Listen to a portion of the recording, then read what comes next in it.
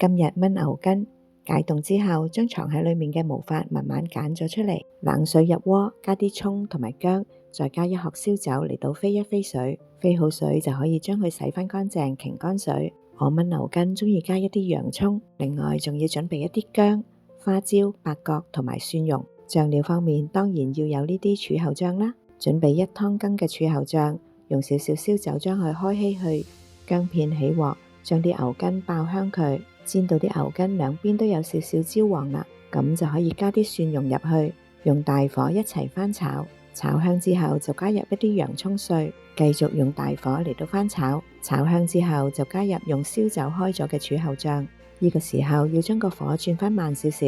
用慢火嚟到翻炒，慢慢炒到啲牛筋都沾上咗啲醬汁，咁就加入滾水、冰糖同埋花椒、八角。淨係1湯匙嘅柱侯醬未夠鹹㗎，我哋要加多少少豉油，另外加多1湯匙嘅老抽增添顏色。煲滾咗之後轉佢入燜燒煲，先用大火燜多15分鐘。因為我用燜燒煲，所以啲水要多少少，完全冚過晒啲牛筋。燜10分鐘之後先至轉入外殼裡面，又燜佢1個鐘頭。1個鐘頭之後攞返出嚟加熱，又再放返入去燜燒煲，重複2、3次之後攞返出嚟加熱。不過今次唔好擺入燜燒煲，就咁飲去焗住佢。幾個鐘頭之後，你睇下啲湯汁係咪已經索咗好多呢？燜肉特別係牛筋，唔可以一直咁樣用明火嚟到燜住佢㗎，一定要燜下焗下，燜下焗下，焗到啱自己嘅軟硬度之後，就可以再用火嚟到收乾個汁。睇下啲牛筋已經變咗透明㗎啦，你哋得閒時都試下，